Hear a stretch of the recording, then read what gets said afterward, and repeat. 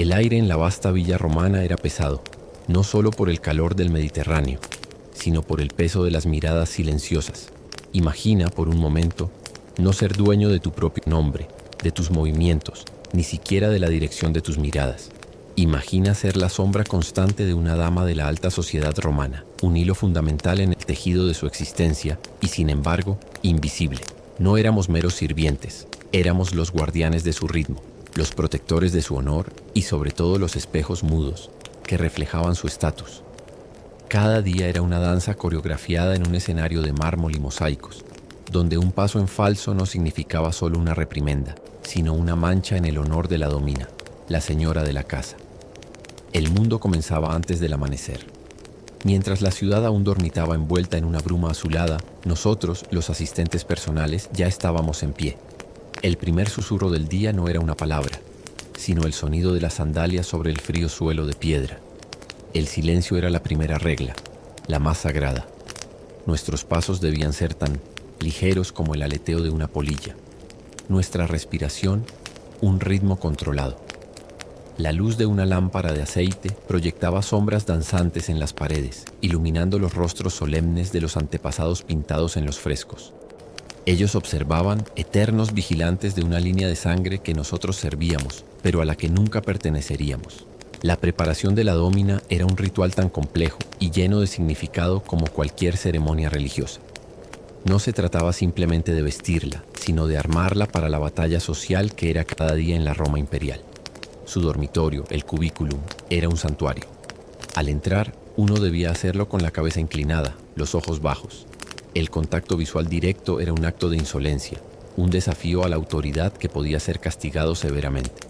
Nuestras manos, siempre limpias y cuidadas, debían moverse con una eficiencia elegante.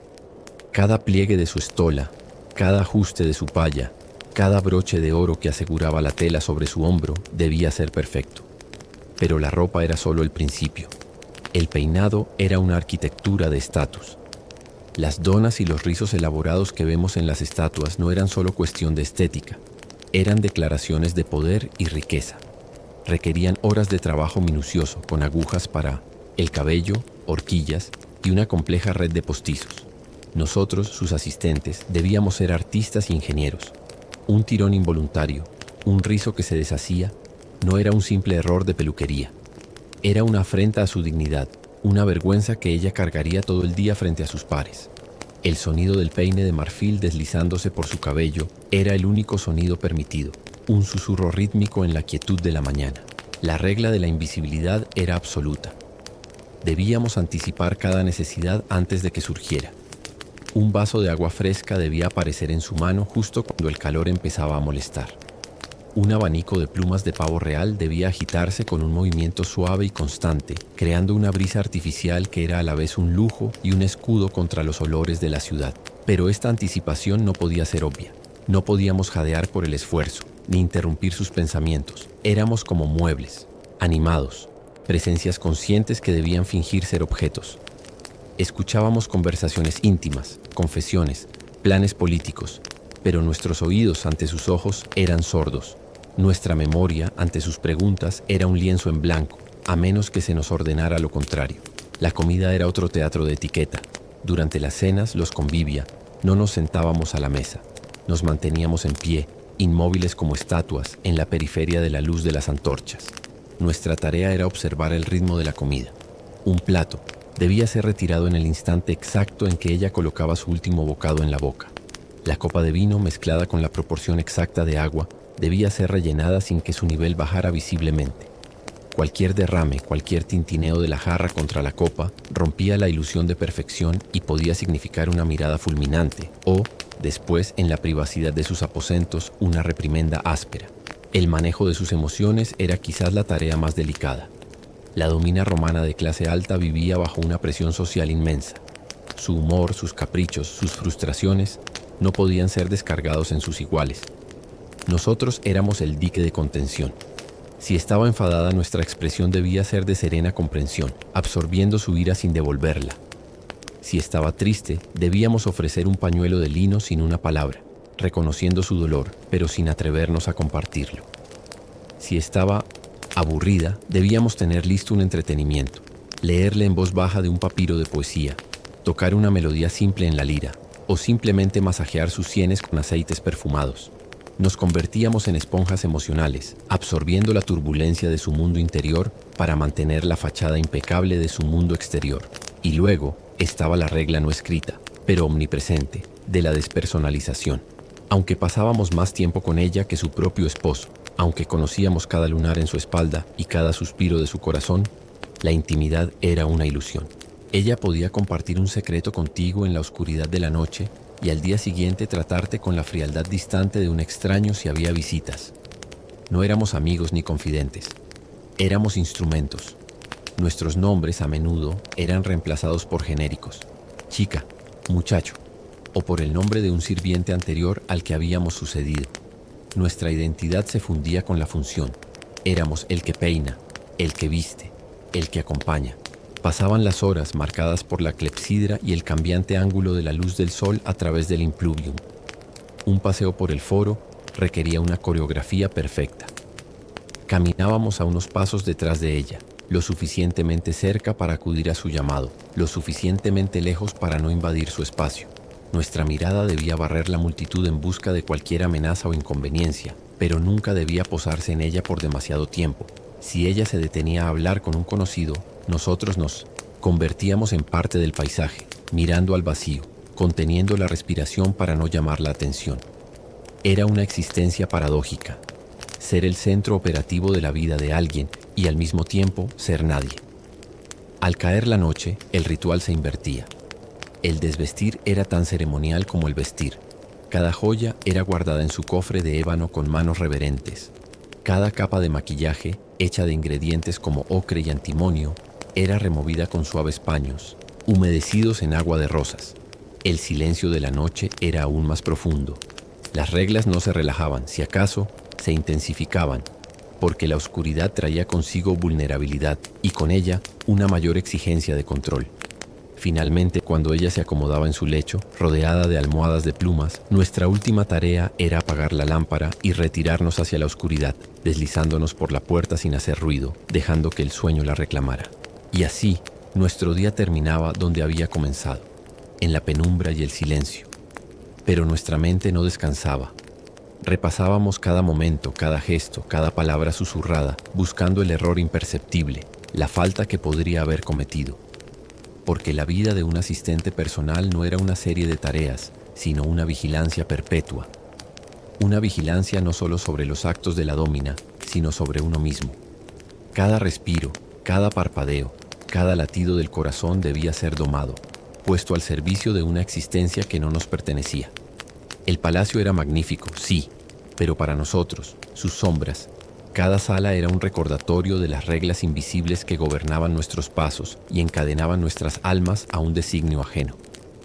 Esa vigilancia perpetua de uno mismo era la esencia misma de nuestra existencia.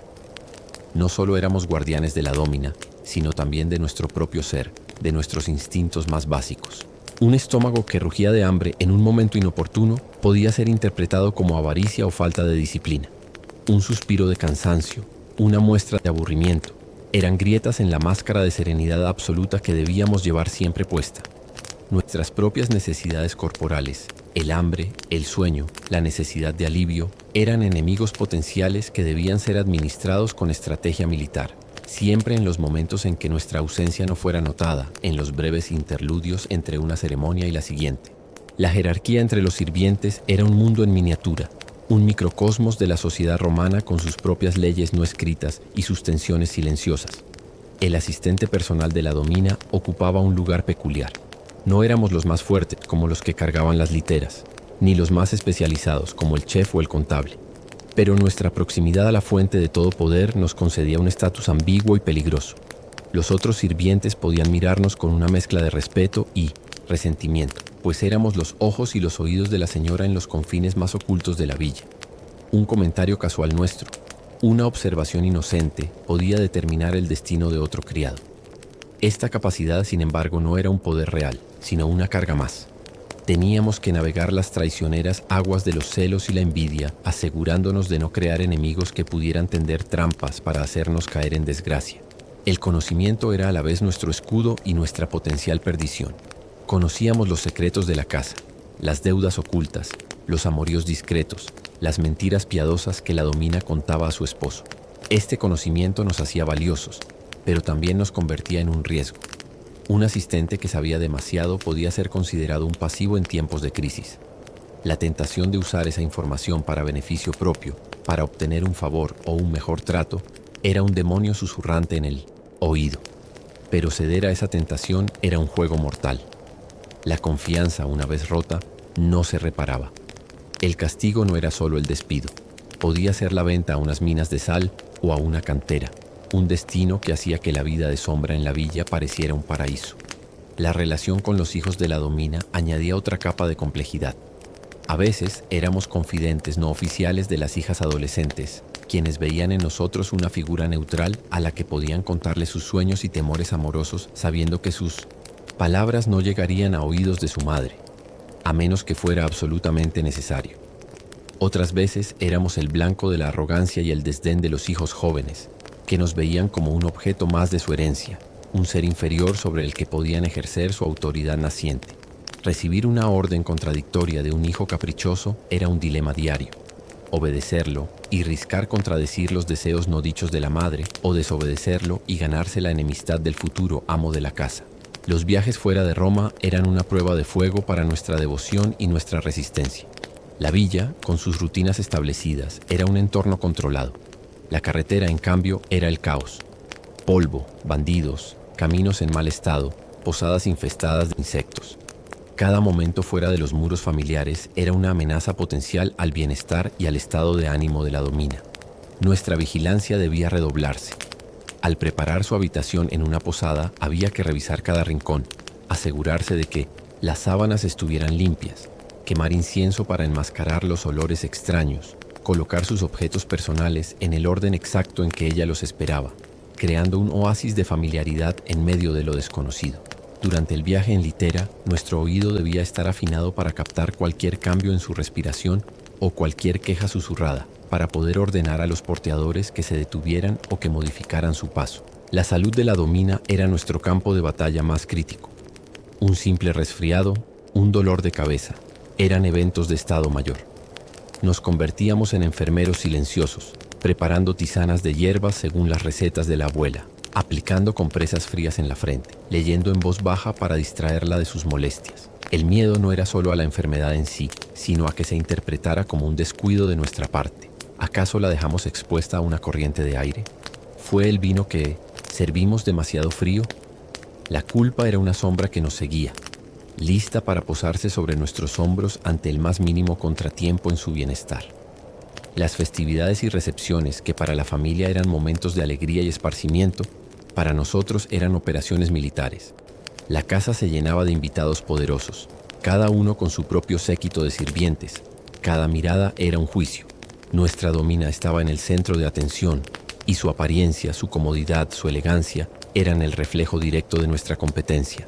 Durante una cena de gala, de pie junto a su triclinium, no solo atendíamos sus necesidades, sino que memorizábamos los rostros y los nombres de los invitados importantes, sus alianzas y sus enemistades, información que luego podría ser crucial para ella. Era un ejercicio agotador de multitarea, mental y física.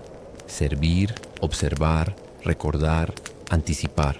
Todo ello con una expresión de serena placidez, como si no fuéramos más que una extensión de la silla en la que ella se reclinaba.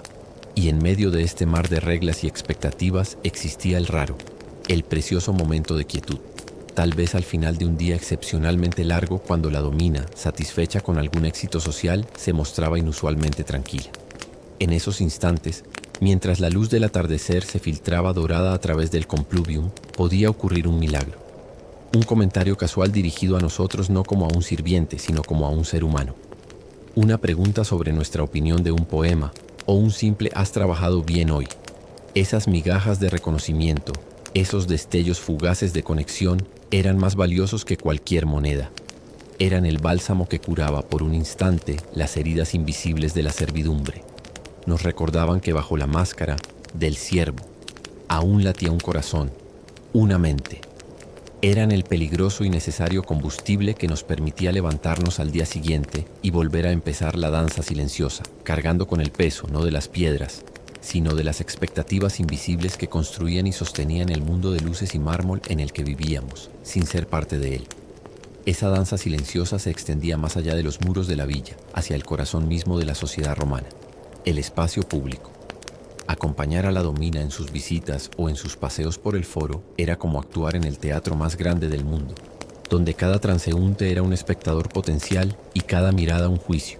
Nuestros sentidos debían agudizarse hasta el límite. El olfato, por ejemplo, era una herramienta crucial. Anticiparse a un mal olor, el de una callejuela cercana, un animal sacrificado en Mise Ponsentinos, un templo, y desviar la ruta de la Domina con una suave sugerencia, un casi imperceptible cambio de dirección en la litera, era una habilidad vital. El oído debía filtrar el bullicio de la ciudad para captar sonidos específicos. El grito de un vendedor agresivo, el alboroto de una pelea callejera, para poder crear un perímetro de tranquilidad a su alrededor. La regla de la discreción se aplicaba también a la mirada.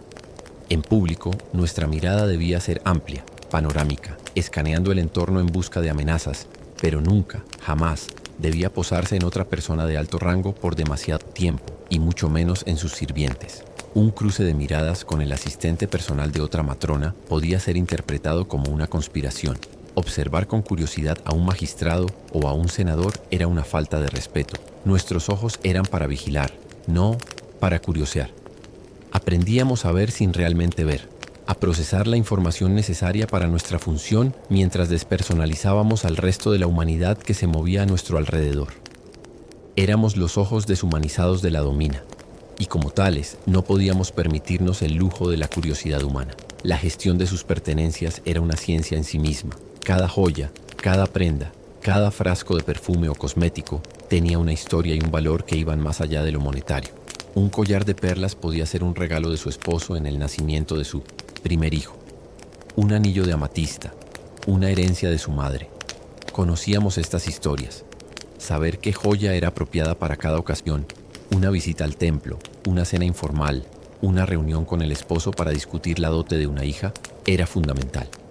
Un error aquí no era un simple error de estilo, era una falta de sensibilidad, una demostración de que no entendíamos los matices emocionales y sociales de su vida. La preparación de sus baños era otro ritual. La temperatura del agua debía ser exacta, probada primero en nuestro propio brazo, no con el dedo que podría contaminarla. Las esencias, rosa, azafrán, mirra, debían mezclarse en la proporción correcta para crear la atmósfera que ella deseaba ese día en particular. Un deseo que rara vez se verbalizaba y que nosotros debíamos adivinar por su estado de ánimo. El ciclo de las estaciones marcaba el ritmo de nuestras tareas de una manera profunda.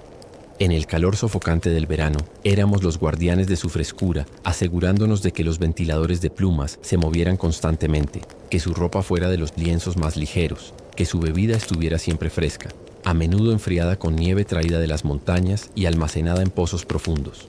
En el invierno, nos convertíamos en los guardianes de su calor, supervisando que los braseros de carbón estuvieran siempre encendidos pero sin humo, que las pesadas mantas de lana estuvieran calientes antes de que se acostara, que el suelo de su habitación no estuviera gélido bajo sus pies descalzos.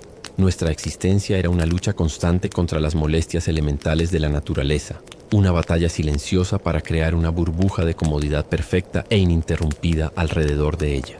La relación con los esclavos de menor rango era otro delicado equilibrio. Nosotros, los asistentes personales, a menudo éramos esclavos también, pero de un estatus superior. Dar una orden a un esclavo de la cocina o a un limpiador requería un tono específico, firmeza sin crueldad, autoridad sin arrogancia.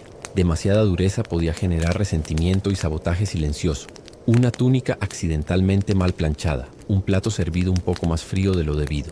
Demasiada blandura, por otro lado, podía ser interpretada como debilidad y llevar a la indisciplina. Teníamos que ser el puente, a veces traicionero, entre el mundo de la Domina y el mundo subterráneo de la servidumbre que mantenía en funcionamiento la casa. Escuchábamos sus quejas, mediábamos en sus disputas menores, y a veces teníamos que decidir qué problema era lo suficientemente importante como para ser llevado a oídos de la señora, y cuál era mejor resolver en la sombra, para no molestarla con trivialidades. La llegada de invitados a la villa era un momento de máxima alerta. No solo había que atender a la Domima, sino también calcular y anticipar las necesidades de sus invitados, especialmente si eran de un rango superior al de ella. Una mirada de incomodidad en el rostro de una matrona importante, un vaso vacío en la mano de un senador, podían ser reflejos de nuestra incompetencia. Debíamos movernos como fantasmas entre los grupos, llenando copas, ofreciendo bandejas con delicias, retirando restos, todo sin interferir en las conversaciones, sin ser vistos realmente. Era un ejercicio de telepatía social, adivinando los deseos de las personas antes de que fueran conscientes de ellos mismos. El éxito en estas recepciones no se medía en elogios, nunca se nos elogiaba, sino en la ausencia de miradas de disgusto o comentarios críticos después de que los invitados se marchaban. Y en el centro de este torbellino de actividad y vigilancia estaba el manejo de su imagen frente a su esposo.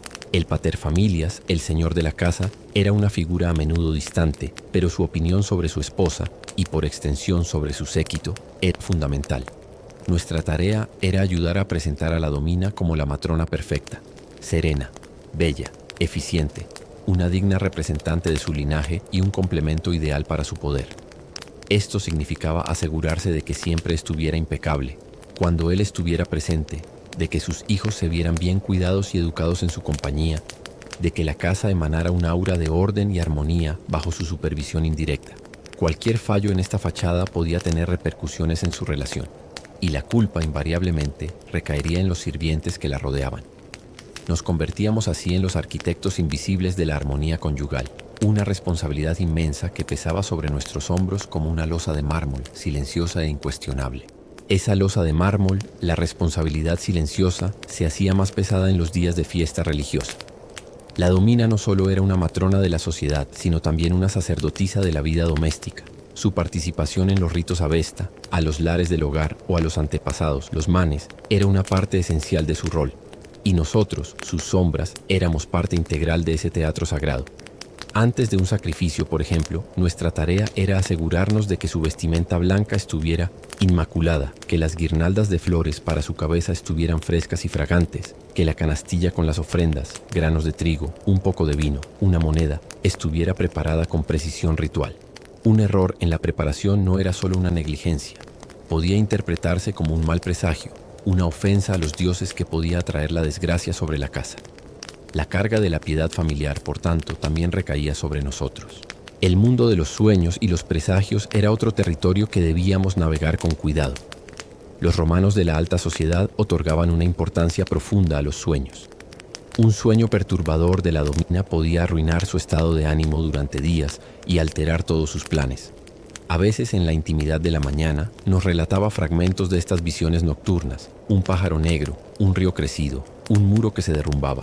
Nosotros no éramos intérpretes de sueños, pero debíamos escuchar con una atención respetuosa y luego, de manera discreta, asegurarnos de que el ambiente del día fuera particularmente tranquilo y auspicioso, tal vez sugiriendo una ofrenda extra a los lares o quemando un incienso más fuerte para purificar el aire. Éramos los amortiguadores de sus ansiedades supersticiosas, los que ayudábamos a restaurar el equilibrio psicológico después de una noche de augurios inquietantes. La enfermedad prolongada de la domina era una de las pruebas más duras. La burbuja de comodidad se volvía frágil y la ansiedad llenaba las habitaciones. Los médicos acudían con sus sangrías y sus pociones de hierbas amargas. Nuestra vigilancia se volvía constante, día y noche. Dormíamos en un lecho a los pies del suyo o en el suelo cercano con el sueño ligero de un animal al acecho, listos para saltar al menor gemido o movimiento.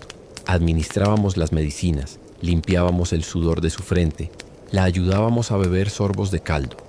En estos momentos de vulnerabilidad extrema, la barrera entre sirviente y ser humano a veces se difuminaba.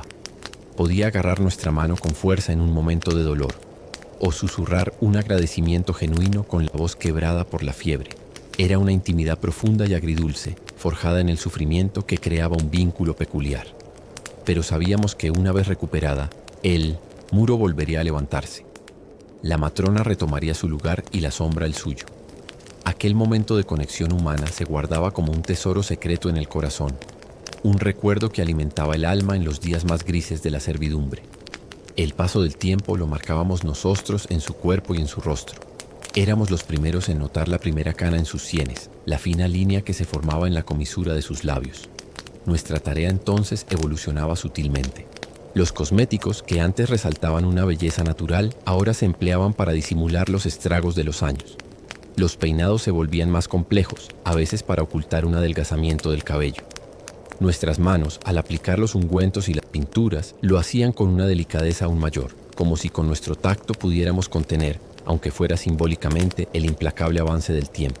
Asistíamos así no solo a su vida, sino a su envejecimiento, un proceso que para ella podía ser una fuente de angustia y para la sociedad una merma de su valor. Nos convertíamos en los cómplices silenciosos de su lucha privada contra la decadencia física, una batalla que, como todas las demás, no podía librar sola. La llegada de una nueva sirvienta joven a la casa podía ser un evento turbulento. La domina podía sentir una punzada de envidia inconsciente ante la frescura y la juventud, o podía volverse más crítica y exigente con la muchacha.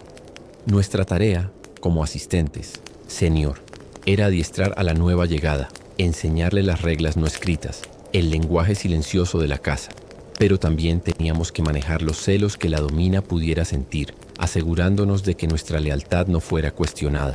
A veces, esto significaba ser más severos con la nueva sirvienta de lo que nos hubiera gustado, para dejar clara nuestra posición y tranquilizar a la señora.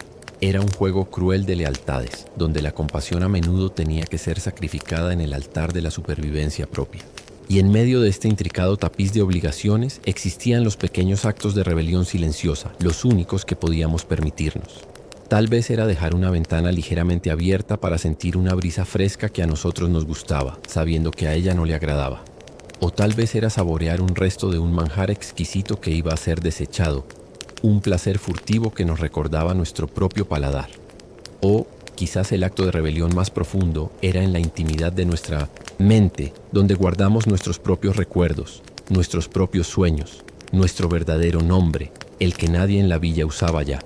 Ese espacio interior, inviolable, era nuestro verdadero refugio, el único lugar donde éramos libres, donde la máscara de la servidumbre podía caer y podíamos recordar, aunque fuera por un instante, la persona que una vez fuimos antes de convertirnos en la sombra de otra. Ese espacio interior, aquel refugio inviolable de la mente, era lo que nos permitía observar el mundo exterior con una perspectiva única. Aunque nuestra posición era de servidumbre, estábamos en un mirador privilegiado para atestiguar la historia íntima de Roma. Las conversaciones que oíamos a medias, las cartas que sosteníamos mientras la domina las leía, los susurros en los atrios, todo ello componía un mosaico de poder, ambición y debilidad humana. Sabíamos qué senador estaba al borde de la bancarrota, qué general había caído en desgracia, qué alianza matrimonial se estaba fraguando en los pasillos del poder. Esta información era como monedas de oro bajo nuestro lecho de paja, valiosísima pero demasiado peligrosa para gastar. Aprendíamos a hacer archivos vivientes, silenciosos y discretos, de los secretos que podían hacer o deshacer fortunas. La relación con los hijos varones de la domina, una vez que alcanzaban la adolescencia, era particularmente delicada. Para un joven romano de buena familia, acostumbrado a ejercer su autoridad incipiente sobre los esclavos, la figura del asistente personal de su madre podía ser un recordatorio incómodo de un vínculo materno que debía superar. A veces nos probaba, nos daba órdenes contradictorias para poner a prueba nuestra lealtad o simplemente para afirmar su dominio. Otras nos ignoraba por completo, como si fuéramos parte del mobiliario. Pero en raras ocasiones, especialmente si tenían una relación cercana con su madre, podían dirigirse a nosotros para obtener información indirecta. ¿Está mi madre preocupada por el discurso de mi padre en el Senado?, podían preguntar con despreocupación afectada. Nuestra respuesta, siempre medida y ambigua, era otro acto de equilibrio. No traicionar la confianza de la domina, pero tampoco alienar al futuro amo de la casa. El ciclo de la vida seguía su curso, y con él llegaban eventos que alteraban profundamente el equilibrio de la casa. El matrimonio de una hija, por ejemplo, era un momento de gran estrés y emoción para la domina. Nosotros éramos los encargados de ayudarla a gestionar la logística de la dote, la selección de los regalos, la preparación del ajuar. Observábamos cómo su ansiedad y su orgullo luchaban en su rostro. A veces, en la víspera de la boda, podía compartir con nosotros, su sombra más constante, un momento de nostalgia, un recuerdo de la niña que ya no era. Era en estos ritos de paso donde nuestra función como pilares emocionales silenciosos se hacía más evidente. Sosteníamos el espejo de sus emociones sin juzgarlas, permitiéndole ser fuerte en público y vulnerable en la privacidad que solo nosotros presenciábamos. La muerte de un miembro de la familia era la prueba definitiva de nuestra fortaleza. La casa se sumía en el luto, el silencio se volvía aún más profundo, cargado de dolor. La dómina, vestida con sus ropas más oscuras, se retiraba del mundo. Nuestra tarea, entonces, era crear un santuario de duelo a su alrededor. Velas siempre encendidas, coronas de ciprés y mirto en las puertas, el relajante sonido del agua en el impluvium como único consuelo auditivo. No había palabras de consuelo que pudiéramos ofrecer. Cualquier intento habría sido una insolencia. Solo una presencia constante y serena, la entrega de una taza de vino sin diluir, el ajuste de un velo negro sobre su cabello despeinado. Asistíamos al desplome de su mundo y éramos los testigos mudos de su dolor, un dolor que por una vez no podíamos aliviar, solo acompañar. El paso de los años también nos afectaba físicamente. Las largas horas de pie, los sueños interrumpidos, la tensión constante pasaban factura a nuestras espaldas, nuestras rodillas, nuestra vista. Un asistente personal que empezaba a fallar, con un temblor en la mano al servir una copa, con una tos persistente que podía molestar el sueño de la domina, se convertía en un problema. La lealtad de la domima tenía límites, marcados por su propia comodidad y su imagen. Ver como un compañero, alguien con hino, pues quien habías compartido décadas de silencios y miradas de complicidad, era apartado lentamente de sus funciones principales y relegado a tareas menores. Era un recordatorio sombrío de nuestra propia mortalidad y de la precariedad de nuestra posición. Nuestro valor era funcional, y cuando la función se veía mermada, el valor decrecía. A pesar de todo, o quizás por todo ello, se desarrollaba un tipo de sabiduría peculiar. Una sabiduría no de libros, sino de almas y de situaciones. Aprendíamos a leer el lenguaje más sutil del cuerpo humano. El leve fruncimiento de cejas que indicaba el inicio de un dolor de cabeza. El ritmo de la respiración que delataba ansiedad. El brillo en los ojos que precedía a una idea. Conocíamos los matices de la luz en las diferentes estancias a lo largo del día y cómo esa luz afectaba el estado de ánimo. Sabíamos que el perfume de jazmín la calmaba, pero que el de sándula podía irritarla. Esta enciclopedia de conocimiento íntimo, acumulada a lo largo de años de observación silenciosa, era nuestro verdadero legado, un saber tan profundo e inútil fuera de esos muros como valioso era dentro de ellos. Éramos, en cierto modo, los historiadores no escritos de una vida, los archivistas de un alma que de otro modo habría pasado por el mundo sin dejar un rastro tan detallado de su existencia interior. Esa labor de archivero del alma tenía su epítome en el manejo de sus recuerdos físicos. La domina poseía un arca, un cofre de cedro con refuerzos de bronce, donde guardaba los tesoros de su biografía, la primera moneda que había ahorrado, las cartas de amor de su esposo de juventud, que quizás ya no le dirigía la palabra con esa dulzura, el diente de leche de su primer hijo, un mechón de cabello de su propia madre. Nosotros éramos los guardianes de esa llave, los encargados de proteger el cofre de la polilla y la humedad, y de sacarlo, con manos reverentes, cuando la nostalgia la embargaba. Verla desplegar esos frágiles papeles, acariciar esas reliquias con una ternura que rara vez mostraba, era asistir a la representación más íntima de su vida. Y nosotros, en silencio, éramos el único público, los confesores de sus memorias más preciadas, aquellos que veían a la mujer detrás de la matrona, a la niña detrás de la autoridad. El mundo exterior, con sus guerras, sus cambios de emperador y sus crisis económicas, llegaba a la villa amortiguado, como un trueno lejano. Pero aún así, sus reverberaciones nos afectaban. Una derrota militar podía significar que el esposo estuviera de mal humor durante semanas, lo que a su vez ensombrecía el carácter de la domina. Una crisis en el suministro de grano podía hacer que los lujos escasearan, y nosotros debíamos ingeniárnoslas para mantener la misma apariencia de opulencia con menos recursos, remendando prendas con mayor discreción, racionando los perfumes más caros. Éramos como los capitanes de un barco en una tormenta silenciosa, tratando de mantener la cubierta estable y seca para nuestra pasajera, mientras por debajo remábamos contracorriente y tapábamos grietas invisibles para que ella no notara el peligro. La vejez de la domina transformaba nuevamente la naturaleza de nuestra servidumbre. La energía feroz que una vez tuvo para las recepciones y las intrigas sociales se atenuaba, dando paso a una existencia más contemplativa y a menudo más melancólica. Nuestras tareas se volvían menos sobre la apariencia y más sobre la comodidad genuina. Pasábamos horas leyéndole los mismos pasajes de sus poetas favoritos, Virgilio, Catulo, mientras ella cerraba los ojos y asentía. Nuestras manos, ahora quizás también marcadas por la edad, masajeaban sus pies hinchados con ungüentos de menta y romero, no por protocolo, sino para aliviar un dolor real. La vigilancia se centraba en su seguridad física. asegurarse de que no resbalara en el baño, de que no se cayera al levantarse de su silla. La relación, aunque nunca de iguales, adquiría un matiz de dependencia mutua. Ella dependía de nuestro cuidado para su bienestar diario, y nosotros dependíamos de su existencia para nuestro propósito y nuestro lugar en el mundo. En esta etapa, los recuerdos se volvían más presentes que el presente mismo. Podía llamarnos por el nombre de un sirviente que nos había precedido hacía décadas, o confundir un evento reciente con uno de su juventud. Nosotros nos convertíamos en sus anclas a la realidad, en los guardianes no solo de su persona, sino de su historia coherente. No, Domina, le recordábamos suavemente. El cónsul Galba fue asesinado hace ya muchos años. Ahora gobierna Vespasiano. Asentía con una mirada lejana, y tal vez nos contaba entonces cómo había bailado en la celebración por el ascenso de Galba.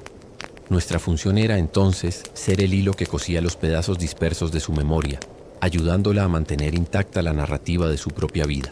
La llegada de sus nietos a la villa traía un nuevo tipo de alegría, un eco de la vida que se renovaba. Los niños, con la franqueza brutal de su edad, no entendían las reglas de la invisibilidad. Nos miraban directamente a los ojos, nos hacían preguntas, a veces incluso nos tomaban de la mano con confianza. Para la Domina, ver a sus nietos corretear por el atrio era un bálsamo, y para nosotros era una extraña sensación de legado.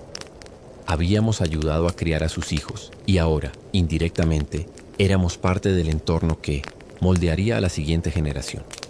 Un niño que nos traía una flor, o que nos sonreía sin las inhibiciones de sus padres, nos recordaba una simplicidad humana que habíamos olvidado hacía mucho tiempo. Finalmente, llegaba el día inevitable. El día en que la Domina, ya muy anciana, se apagaba como una lámpara que se le acaba el aceite. La casa entera contenía la respiración. Nuestra vigilancia, que había durado décadas, llegaba a su fin. El último servicio que le prestábamos era preparar su cuerpo para el viaje final, con la misma meticulosidad y cuidado con que la habíamos preparado para incontables banquetes y recepciones. Lavábamos su cuerpo frío, la vestíamos con sus mejores galas, le colocábamos las joyas que había amado en vida. Era un acto de profundo respeto y de despedida silenciosa. Al colocar la moneda en su boca para el barquero Caronte, no solo cumplíamos con un rito. Simbólicamente, le pagamos el pasaje por los servicios prestados en una vida de lealtad forzada, pero a menudo genuina. Con su muerte, nuestro mundo se desmoronaba. La razón de nuestra existencia, el sol alrededor del cual habíamos orbitado, desaparecía. La casa, antes llena de su presencia intangible pero omnipresente, se volvía un cascarón vacío y extraño. Los herederos podían disponer de nosotros, vendernos, liberarnos o mantenernos en funciones menores. La estructura rígida de reglas que había gobernado cada instante de nuestras vidas se desvanecía, dejándonos en un vacío desconcertante. Ya no éramos la sombra de alguien. ¿Quiénes éramos entonces? La libertad, si llegaba, era un regalo agridulce y aterrador después de una vida entera de servidumbre.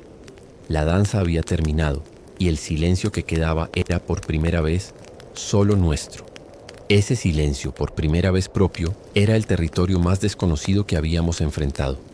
Durante décadas, cada suspiro, cada paso, cada latido había estado sincronizado con el ritmo de otra vida. Ahora, el compás había cesado. Para aquellos decientes, nosotros que éramos esclavos y éramos liberados por testamento de la Domina, la libertad llegaba cargada de una paradoja profunda. La ciudad, la misma Roma que habíamos recorrido como sombras, se abría ante nosotros con sus ruidos y sus oportunidades, pero también con sus peligros. Ya no había un propósito claro, una razón para levantarse al amanecer más allá de la mera supervivencia. La libertad era un vasto y vacío atrio sin columnas que lo sostuvieran. Para los que éramos mantenidos en la casa por los herederos, la existencia se volvía a menudo una versión pálida y melancólica de lo que fue. Los nuevos amos tenían sus propios sirvientes, sus propias costumbres. Ya no éramos el centro operativo de nada, sino reliquias de un tiempo pasado, figuras que deambulaban por los pasillos cargadas de una autoridad prestada que ya no existía. A veces nos asignaban tareas menores, cuidar de un rincón del jardín que a la Domina le gustaba, o mantener limpio su antiguo cubículum, ahora sellado y lleno de polvo. Esas tareas no eran un castigo, sino un refugio. En esos espacios impregnados de su memoria, nuestro ser tenía aún un eco de significado. Con el tiempo, los recuerdos se convertían en nuestra verdadera posesión. Los secretos que guardábamos, las confidencias escuchadas, las escenas íntimas atestiguadas, Todo ello se transformaba en una especie de patrimonio intangible. A veces, muchos años después, al encontrarnos con otro sirviente de aquella época, en un mercado o en una taberna, podíamos intercambiar una mirada, una palabra, un fragmento de un recuerdo. ¿Recuerdas cuando se le cayó la peluca al senador en el banquete?, podía decir uno, y una sonrisa cómplice, la primera genuina en mucho tiempo, podía brotar en ambos rostros marcados por los años. Esos momentos reconstruían brevemente el mundo perdido. Éramos los últimos archiveros de una realidad que solo existía en nuestra memoria compartida. Y en la quietud de nuestra vejez, cuando el bullicio de la vida activa se había apagado, la verdadera naturaleza de nuestro servicio se revelaba. No había sido solo una cuestión de reglas y de miedo al castigo. En el tejido complejo de aquella relación forzada se habían entremezclado hilos de una lealtad peculiar, de un cuidado genuino e incluso de un amor extraño y silencioso. Habíamos sido testigos de toda una vida. Habíamos visto nacer y morir, amar y desamar, reír y llorar. Habíamos sido el contenedor de todas las emociones que la domina no podía mostrar en público.